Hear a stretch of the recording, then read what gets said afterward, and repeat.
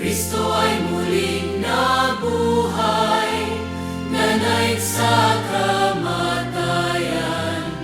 Kaya't di na mamamatay. Alleluia, Alleluia, ipagdiwang ngayon. Alleluia, Alleluia, ang kanyang tagumpay. Si Kristo ay muling nabuhay, nanaig sa kamatayan. Kaya't di na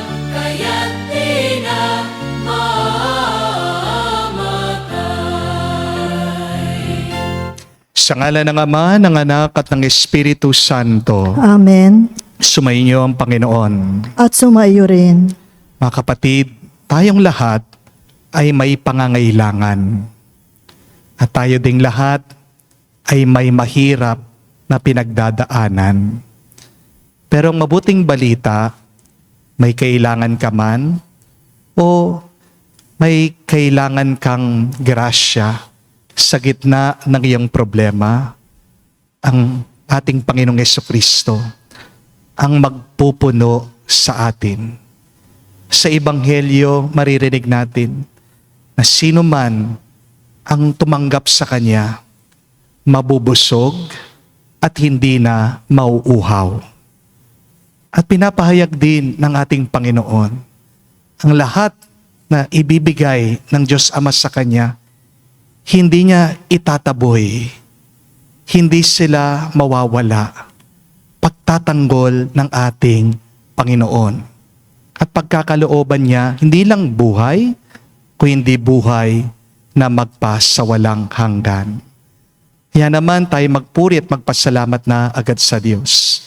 Dahil bago pa tayo manalangin, sinasagot na tayo ng Diyos. Ang tanong, ikaw ba ay nananalig? Ikaw ba ay naniniwala? Aminin natin, maraming pagkakataon na kung saan tayo humiling, tayo nagdasal, pero tayo'y nanatili pa rin nagdududa at mahina ang ating pananampalataya. Sa mga pagkakataon ng ating pagkakamali, hilingin natin muli ang awat pagpapatawad ng Diyos para makita tayong karapat dapat makatanggap sa mga banal na misteryo. Inaamin ko Sa makapangyarihang Diyos at sa inyo mga kapatid, na lubha akong nagkasala sa isip, sa salita, sa gawa at sa aking pagkukulang. Kaya isinasamo ko sa mahal na Birheng Maria, sa lahat ng mga anghel at mga banal, at sa inyo mga kapatid, na ako'y ipanalangin sa Panginoong ating Diyos. kaawaan tayo na makapangyarihang Diyos. Patawarin tayo sa ating mga kasalanan at patnubayan tayo sa buhay na walang hanggan. Amen. Panginoon, kaawaan mo kami. Panginoon, kaawaan mo kami. Kristo, kaawaan mo kami. Kristo, kaawaan mo kami. Panginoon, kaawaan mo kami. Panginoon, kaawaan mo kami. Manalangin tayo. Ama namin makapangyarihan, idulot mong ikaw ang makapiling ng iyong angkan at loobin mo sa pananampalatayang iyong bigay, kami makasalo sa muling pagkabuhay ng iyong anak na pinakamamahal, sa pamagitan niya kasama ng Espiritu Santo, magpa sa walang hanggan. Amen.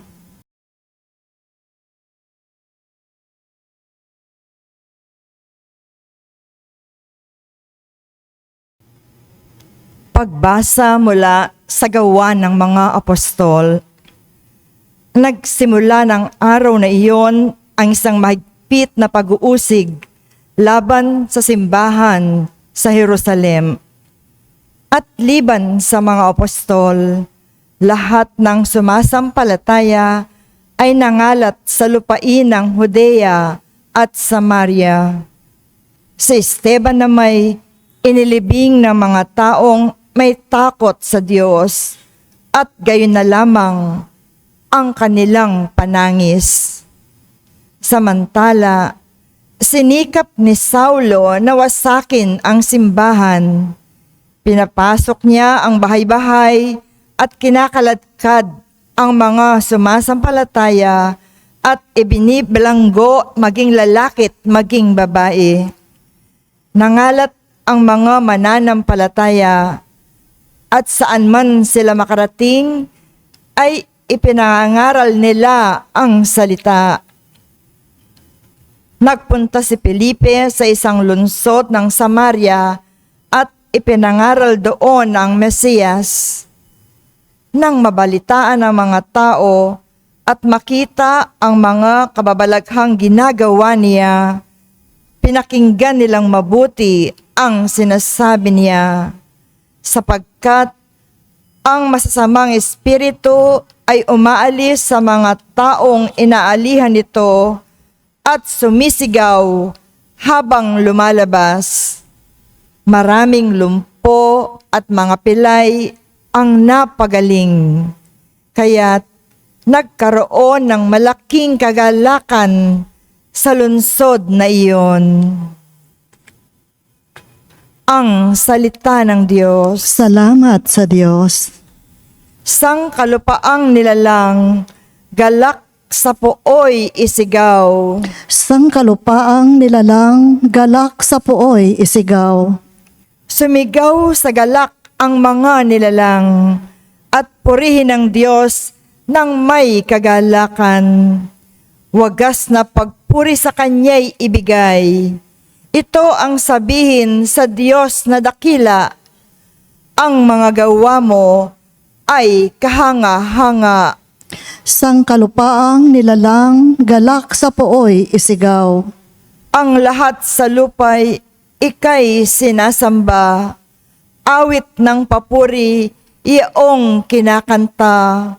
Ang iyong pangalay, pinupuri nila. Ang ginawa ng Diyos, lapit at pagmasdan. Ang kahangahangang ginawa sa tanan. Sang kalupaang nilalang, galak sa puoy isigaw. Naging tuyong lupa kahit yaong tubig, at ang nuno natin ay doon tumawid. Kaya naman tayo'y nagalak ng labis, siya'y nagaharing may lakas ang bisig. Sang kalupaang nilalang, galak sa puoy isigaw.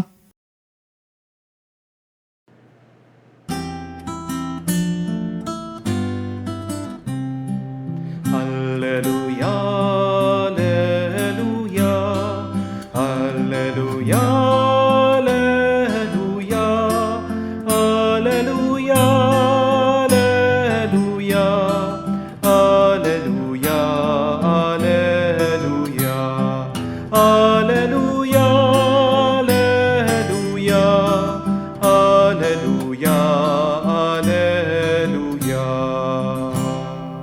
Mabubuhay na totoo ang lahat ng mga tao na nananalig kay Kristo. Aleluya, aleluya. Sumainyo ang Panginoon. At sumayo rin. Ang mabuting balita ng Panginoon ayon kay San Juan. Papuri sa iyo, Panginoon.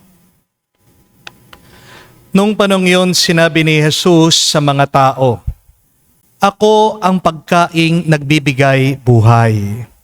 Ang lumalapit sa akin, hindi na magugutom. At ang nananalig sa akin, ay hindi na mauuhaw kailanman. Ngunit sinabi ko na sa inyo, nakita na ninyo ako, gayon man hindi kayo nananalig sa akin. Lalapit sa akin ang lahat ng ibinibigay sa akin ng Ama, at hindi ko itataboy ang sino man lumalapit sa akin. Sapagkat ako'y bumaba mula sa langit, hindi upang gawin ang kalooban ko, kundi ang kalooban na nagsugo sa akin. At ito ang kanyang kalooban, huwag kong pabayaan mawala kahit isa sa mga binibigay niya sa akin, kundi muling buhayin sila sa huling araw. Sapagkat ito ang kalooban ng aking Ama, ang lahat ng makakakita at mananalig sa anak ay magkakaroon ng buhay na walang hanggan. At sila'y muli kong bubuhayin sa huling araw. Mga kapatid, ang mabuting balita ng ating Panginoon. Pinupuri ka namin, Panginoong Hesukristo. Magandang araw po muli sa inyong lahat.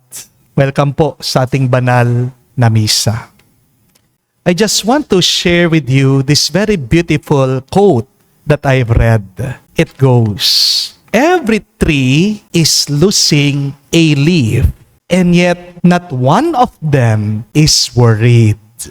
Ganda po, no? Lahat naman po ng puno, nawawalan ng dahon. Pero wala pong puno ang nag-aalala, ang nalulungkot dahil nawawalan siya ng dahon. Kapatid, ang tanong, ano ang nawawala sa'yo ngayon? Nawawalan ka na ba ng gana para mabuhay? Nawalan ka ba ng minamahal dahil iniwan ka, pinagpalit ka sa iba, o baka namatayan ka? Nawalan ka ba ng pera dahil kasalanan mo din? Sumugal ka, nagbisyo ka. O baka nalugi ka sa business. Baka nawalan ka ng pera dahil niloko ka ng ibang tao. Nawalan ka ba ng trabaho dahil sa gerang ito? Nawalan ka ba ng oportunidad o ng pangarap? Pero ang tanong, bakit ka nag-aalala? Kung parte ng ating buhay talaga yung may mawawala sa'yo, bakit ka nangangamba? Why are you worried? Why are you distressed in your losing? Meron pong dalawang dahilan para hindi po tayo mag-alala kung tayo man ay nawawalan. And I want you to remember this so that you may remain peaceful in your losing. Una po, sa bawat pagkawala, may kapalit namang pagpapala. Sa unang pagbasa, balikan po natin sa Gawa ng mga Apostol. Nakita naman po natin kung paano inusig, pinahirapan ang mga unang Kristiyano. There was this severe persecution of the first Christians.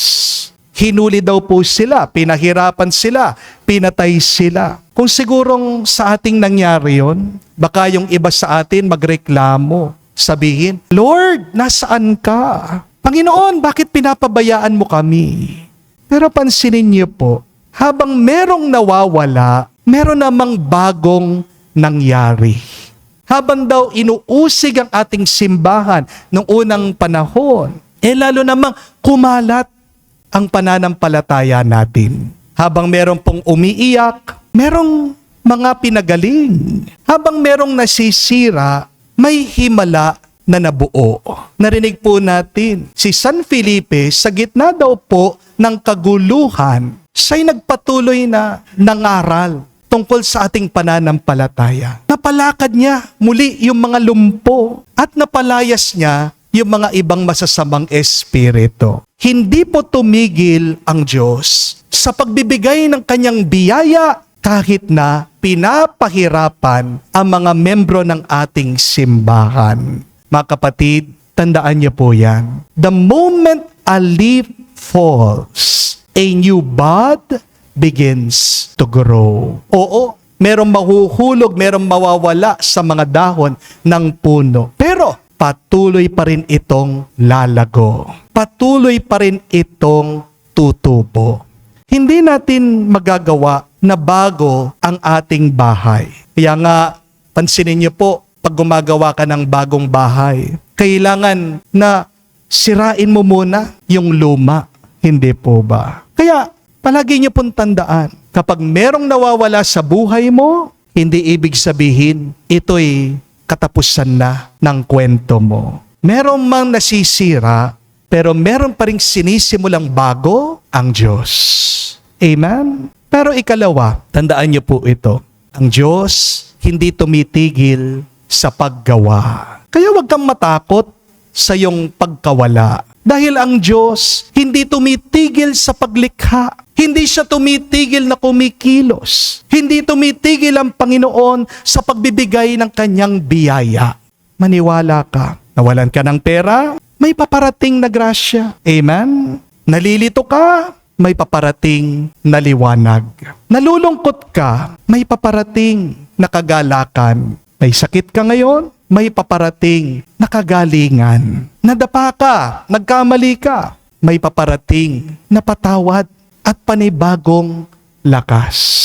Pero ang tanong, may pananampalataya ka ba? Do you believe that God will do this for you? Kasi ang problema minsan, hindi naman po yung may nawawala sa ating buhay. Ang talagang problema natin ay yung nawawalan tayo ng tiwala sa Diyos. Amen? Noong po mga 2024, ako po ay bumisita sa Cebu. Meron po kasi akong debosyon sa Santo Niño. Kaya kapag ako po ay nakakakita ng konting panahon na makakapagbakasyon ako, pupunta po ako sa Cebu para bisitahin ko po ang Senyor, ang Santo Niño. Habang nandun po ako, meron po mga ibang followers na balitaan po nila na ako'y nasa Cebu. At meron pong isang follower na nakipagkita po sa akin. At bigla-bigla, nag-share po siya. Pinapadasal po niya yung kanyang anak sa akin. Sabi niya, Father, yung anak ko po kasi may cyst sa ovary. Hindi po gumagaling. Lumalala po. Gumagrabe po. At bilang ama, ako po ay nag-aalala para sa kanya. Palagi naman po ako nagsaserve sa simbahan. Palagi po ako tumutulong, nagdodonate sa project ng parokya. Matulungin naman po ako sa mga nahihirapan. Pero siguro po, Father, dahil tao din ako, napatanong po ako sa Diyos. Sabi ko sa Kanya, Panginoon, bakit kami pa? Bakit sa amin pa nangyari ito? Mabait naman ako. Wala naman po kaming sinasaktan na tao. Bakit po hinayaan niyo magkasakit yung aking anak? Alam niyo po, habang daw po siya'y nag-iisip ng ganito, nagdarasal, nagmamaneho po siya, nandun sa gitna ng traffic. Bigla daw po merong sumingit na isang malaking truck. Nabigla po itong ating follower kasi doon po sa likod ng truck, may nakasulat pagkalaki-laki. Alam niyo po kung ano yung quotation, yung nakasulat, sabi, "Nothing is impossible with God." Para daw pong kinakausap siya ng Panginoon, parang sinagot siya ng Diyos dun sa kanyang tanong. Hindi po sa pamamagitan ng boses, kundi sa pamamagitan ng paalaala. Kaya daw po, kumapit siya. Nanalig siya muli. Alam niyo po kung ano yung nangyari. Mga pagkatapos po ng ilang linggo, nagpa-check up po muli yung kanyang anak. Nabigla po mga doktor. Bakit? Wala na po yung cyst dun sa ovary. Nabigla po mga doktor, magaling na yung anak niya. Wow, God is good. Sobra-sobra. Mga kapatid, ang Diyos ay buhay. Ang Diyos ay kumikilos. Ang Diyos hindi nang iiwan kahit na ikaw ay nahihirapan. Kaya nga po sa susunod na merong mawala sa inyo, sa susunod na tila ba nararamdaman mo nasisira ang buhay mo, huwag kang agad magagalit. Huwag ka agad magrereklamo. Huwag ka agad mawawala ng pag-asa. Sa halip, sabihin mo at magdasal ka, hindi ako nag-aalala. Nagtitiwala ako sa Diyos dahil walang imposible sa Kanya. Tandaan niyo po mga kapatid, kahit minsan o madalas magulo sa ating buhay, maganda pa rin ang buhay. Mabuti pa rin ang Diyos. Don't ever forget that. No matter how difficult life is, no matter what evil or bad things you experience in this life, life remains beautiful and God is still good. Sobra-sobra. Kahit na may problema ka, may biyaya pa rin. Kahit na merong nawawala sa buhay mo, may ibibigay pa rin ang Diyos na mas maganda at mas bago. My dear friends, do not focus on what is falling in your life, but trust what God is growing in your life. Amen. Tumayo po tayo, alay po natin sa Diyos ang ating mga dasal at panalangin. Taglay ang pagtitiwala sa pagiging bukas loob ng Diyos Ama na naghahandog sa atin ng kanyang anak sa Eucharistia bilang pagkain para sa ating kaluluwa. Ilapit natin sa Kanya ang ating mga pangangailangan. At ating sabihin, Panginoon, dinggin mo kami. Panginoon, dinggin mo kami. Ang mga pinuno ng simbahan naway magpatotoo kay Jesus na siyang tinapay ng buhay sa mundong nagugutom sa kahulugan. Manalangin tayo sa Panginoon. Panginoon, dinggin mo kami. Ang mga pinuno ng pamahalaan naway aktibong makisangkot sa paghahanap ng mga katugunan sa mga pangangailangan at kapakanan ng ating mahihirap na kapatid. Manalangin tayo sa Panginoon. Panginoon, dinggin mo kami. Ang mga nag-aakalang hindi nila kailangan ng Diyos sa kanilang buhay, naway maakit na tumanggap ng Eucharistia. Manalangin tayo sa Panginoon. Panginoon, dinggin mo kami. Sa katahimikan po ng ating puso, sabihin natin, bagitin natin sa Diyos ang ating mga personal na pangangailangan.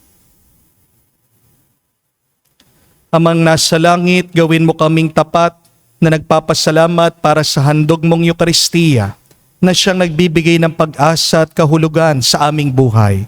Hinihiling namin ito sa pamagitan ni Kristo, aming Panginoon. Amen.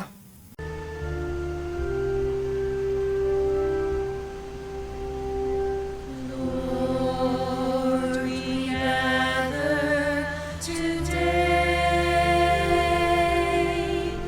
in your house. We kneel down and pray. We ask for your mercy as we open our hearts to receive your forgiveness, O Lord. Lord, we lift up to you all these gifts we offer for your glory. We will eat this living bread. We will drink this saving cup and feel your presence, O Lord. As we offer this bread and as we bring you this wine, bless them, Lord Jesus. Feed us now, give us life. Send us your Spirit, the source of our lives, and together we will serve you with love. Manalangin kayo mga kapatid, parang ating mga paghahain ay kalugdan ng Diyos amang makapangyarihan. Tanggapin nawa ng Panginoon itong paghahain sa iyong mga kamay sa kapurihan niya at karangalan sa ating kapakinabangan at sa buong sambayanan niyang banal. Ama naming lumikha, ipagkaloob mo kami ay laging magalak sa pagdiriwang ng Pasko ng pagkabuhay ng iyong anak, upang ang ginagawang patuloy na pagsagip sa amin ay maging sanhi ng aming ligayang walang maliw. Sa pamagitan niya kasama ng Espiritu Santo, magpa sa walang hanggan. Amen. Sumainyo ang Panginoon. At sumaiyo rin. Itaas sa Diyos sa inyong mga puso at diwa. Itinaas na namin sa Panginoon. Pasalamatan natin ang Panginoong ating Diyos. Marapat na siya ay pasalamatan. Ama naming makapangyarihan, tunay nga marapat ikaw ang aming pasalamatan. Ngayon pinagdiriwang ang paghahain ng Mesiyas, ang maamong tupa na tumubos sa aming lahat. Naghahaing walang humpay, ang anak mong minamahal, upang magkasalo-salo ang tanan. Sa piging ng iyong buhay, hindi na mamamatay ang inihahain sa krus. Ang sa krus, pinakoy buhay laging bilang handog. Kaya kaisa na mga anghel nagsisiawit ng papuri sa iyo. Nang walang humpay sa kalangitan, kami nagbubunyi sa iyong kadakilaan.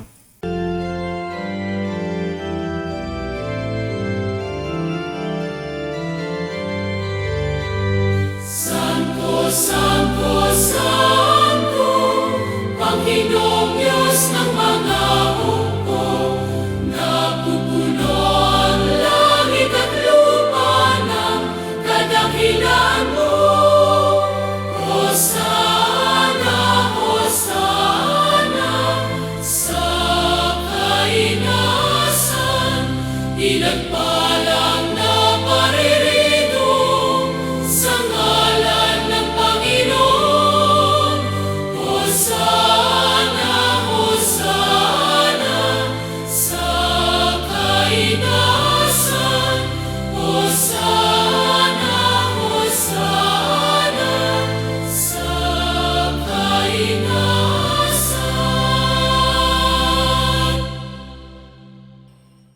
Ama naming banal, ikaw ang bukalan tanang kabanalan. Kaya't sa pamagitan ng iyong Espiritu, gawin mong banal ang mga kaloob na ito upang para sa amin maging katawan at dugo ng aming Panginoong Heso Kristo. Bago niya pinagtiis ang kusang loob na maging handog, hinawakan niyang tinapay, pinasalamatan kanya. Pinaghati-hati niya iyon, inabot sa kanya malagad at sinabi, "Tanggapin ninyong lahat ito at kanin.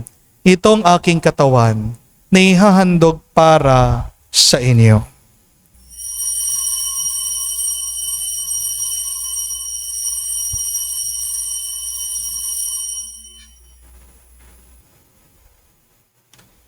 Gayon din naman na matapos ng hapunan, hinawakan niya ang kalis, muli kanyang pinasalamatan.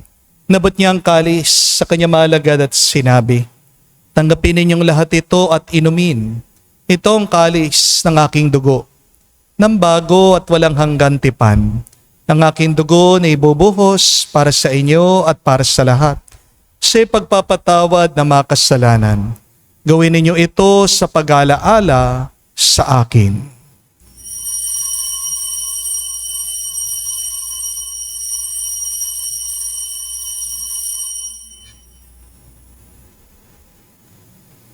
Ang misteryo ng pananampalataya.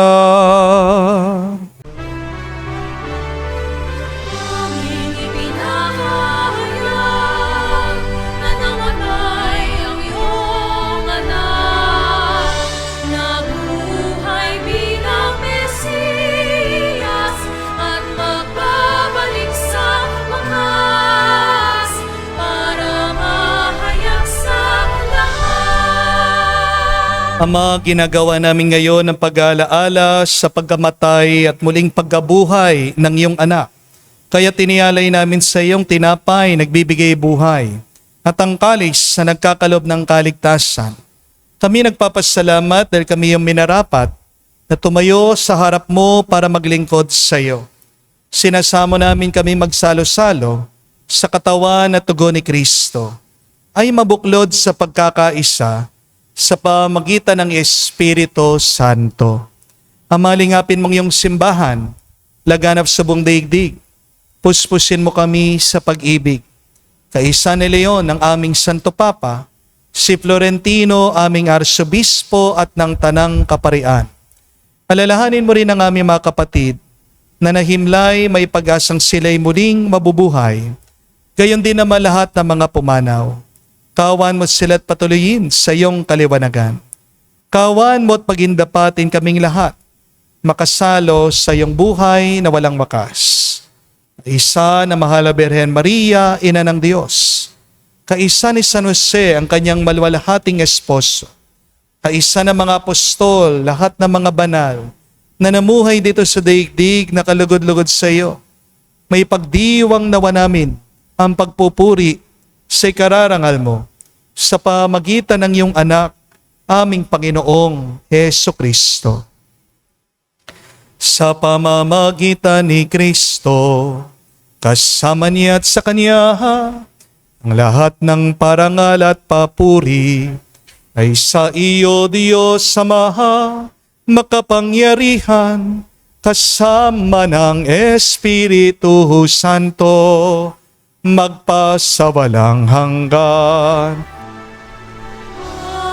Amen. Amen. Amen. Amen. Amen. Amen. Sa nakagaling na utos sa turo ni Jesus sa Panginoon natin at Diyos, ipahayag natin ang lakas, loob.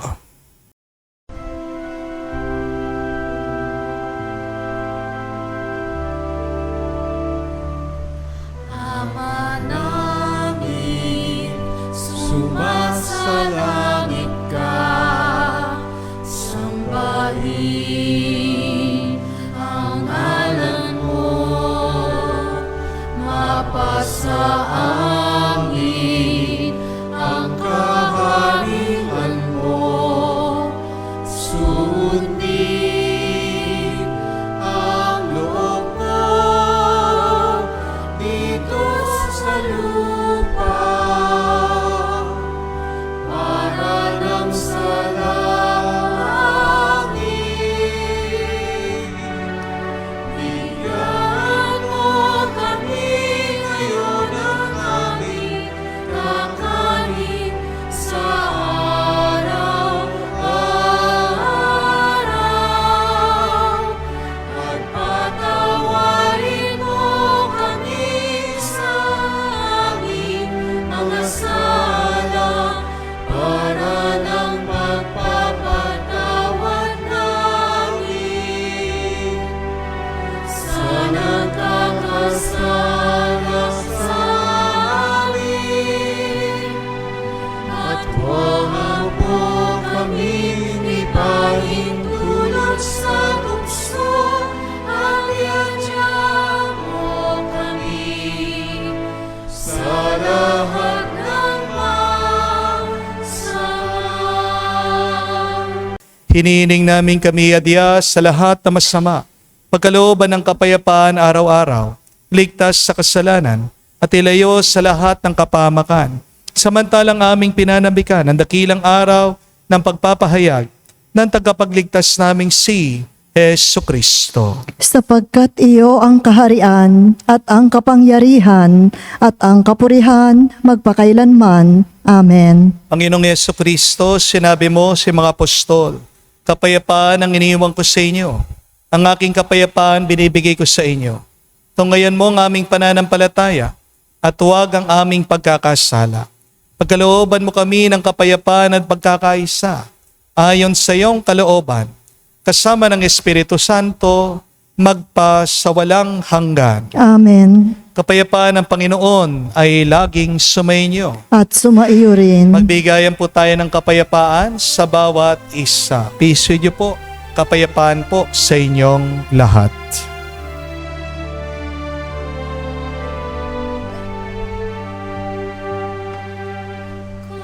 Kordero ng Diyos na nag-aalis ng mga kasalanan ng sanlibutan, maawa ka sa amin. Maawa ka sa amin. Kordero ng Diyos na nag-aalis ng mga kasalanan ng sanlibutan, maawa ka sa amin.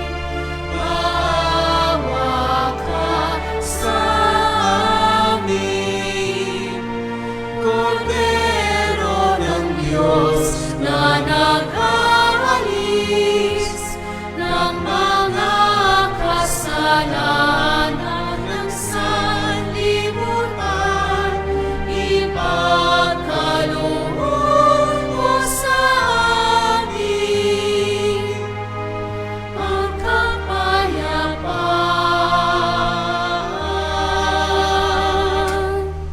Mga kapatid, naririto ang ating Panginoong Jesucristo, ang Kordero ng Diyos. Siya nag-aalis sa mga kasalanan ng sanlibutan. Mapalad tayong lumalapit sa piging ng kordero. Panginoon, hindi ako karapat-dapat na magpatuloy sa iyo, ngunit sa isang salita mo lamang ay gagaling na ako.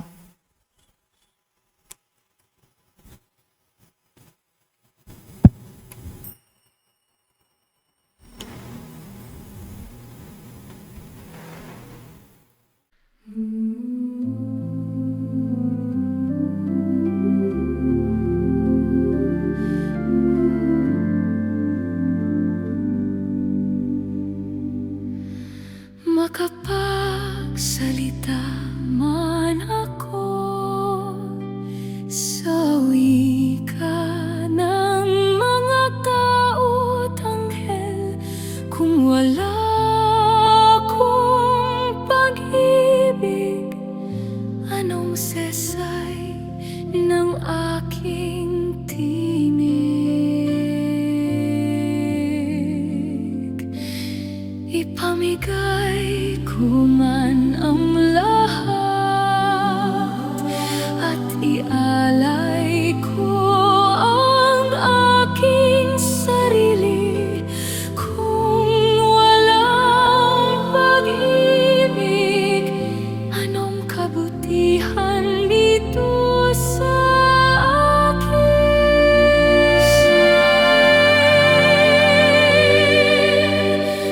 ay pag-ibig ay matiyaga at magandang loob, hindi nanananghili, nagmamakulit, nagmamataas. Ang pag-ibig ay mapagkalinaw, mapagtiwala at puno ng pag-asa,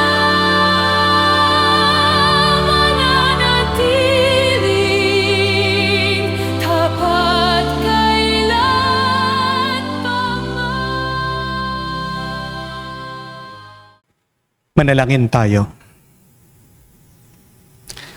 Ama naming mapagmahal, ang aming mga pagluhog ay iyong pakinggan para sa pagkakamit ng iyong tulong sa amin araw-araw at para sa pagkakaloob ng ligayang walang katapusan na pawang dinudulot ng banal na pakikinabang sa pagdiriwang ng pagpapalitan ng iyong bigay at aming alay sa pamagitan ni Jesucristo kasama ng Espiritu Santo magpa sa walang hanggan. Amen.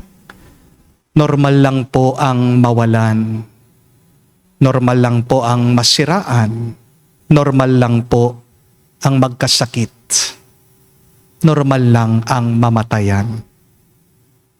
Hindi naman lahat ng bagay sa ating buhay mananatili. Hindi naman lahat ng mga tao sa ating buhay ay parating nandyan. Pero bakit tayo umiiyak? Bakit tayo nalulungkot?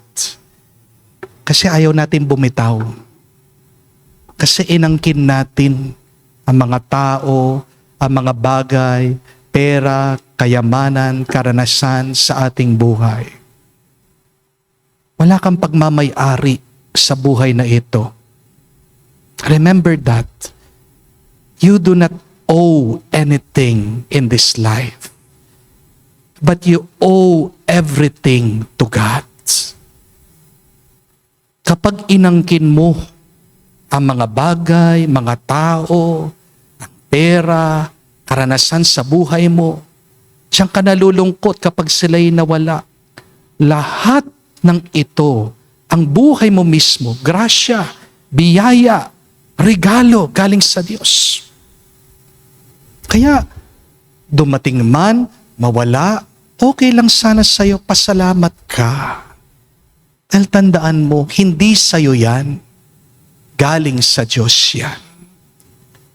At anong paalaala sa atin para hindi tayo mag-alala kung meron man nawawala sa atin? Papalitan niya ng Diyos ng mas mabuti. Pangalawa, palaging merong ginagawa na mas mabutit, mas maganda ang Diyos para sa iyo. Ang tanong, nananalig ka ba?